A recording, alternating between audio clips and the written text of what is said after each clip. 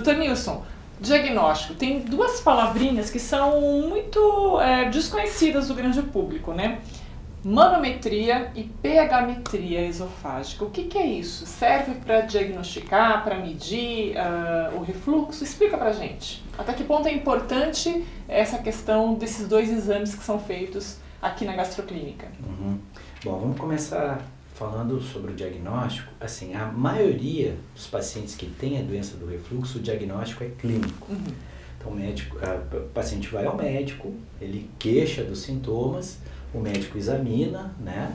E nós temos critérios, né, que são importantes, né, com relação à queixa do paciente, ao exame físico, e ali a gente já estabelece o diagnóstico. Certo. A grande maioria dos pacientes não se necessita uma investigação além disso. A clínica associada à história, ao exame físico. Perfeito. Mas quando existe uma certa dúvida, ou quando você quer mensurar, por exemplo, eu sei que esse paciente tem doença do refluxo, e nós, como especialistas, a gente já recebe um paciente muitas vezes que tratou, que vem investigado, que vem já um paciente que vem, digamos assim, eu sempre coloco uma coisa interessante, é o seguinte, muitas vezes o especialista, o caso é o seguinte, é como se um trem estivesse passando a uma velocidade considerável e ele não parasse na estação em que o especialista está, e ele tem que entrar naquele trem, que é a história do paciente, e descobrir o que está acontecendo.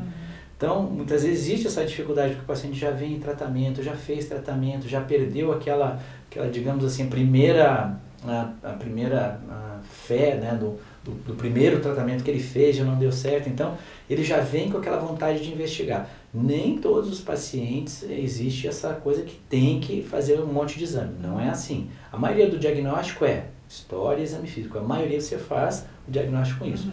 Mas, né, quando existe uma certeza, quando não existe uma certeza e quando existe assim uma coisa muito importante para você investigar e qualificar esse refluxo, é importante a gente lançar mão de alguns exames. O primeiro exame que a gente lança a mão para o diagnóstico é a endoscopia digestiva.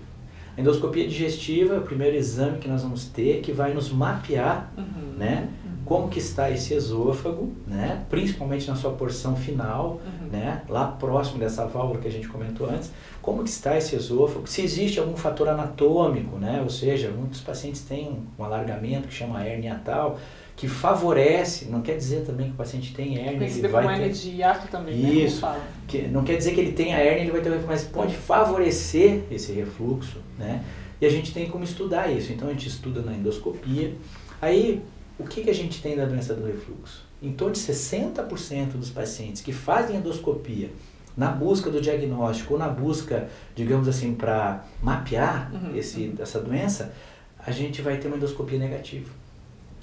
E quando essa endoscopia é negativa e o paciente tem sintomas, o médico não pode parar por aí, ou simplesmente dizer assim, não, você não tem a doença do refluxo porque não apareceu na endoscopia. Então, 60% dos casos que fazem endoscopia na suspeita da doença do refluxo, vem uma endoscopia normal. Aí, o que pode acontecer? Existe uma doença, né, que é a doença do refluxo, mas ela não, digamos assim, não provocou lesões, né? Ou não tem uma hérnia hiatal que facilitaria. Então, não é aparente. Não é aparente. Essa doença, eu diria assim, que é a doença mais perigosa, né? Porque é uma doença que as pessoas dizem, não, você não tem, aí o paciente já fica, pô, será que é da minha cabeça? Mas eu sinto mesmo aquela queimação, doutor, né? Eu sinto aquilo me incomodando. Pô, tem uns que vão até para o psiquiatra, começam a tomar medicação, até pioram o quadro. Puxa, né? vida, chega a acontecer isso também. Sim. Aí a gente tem que lançar mão, né, da investigação mais específica.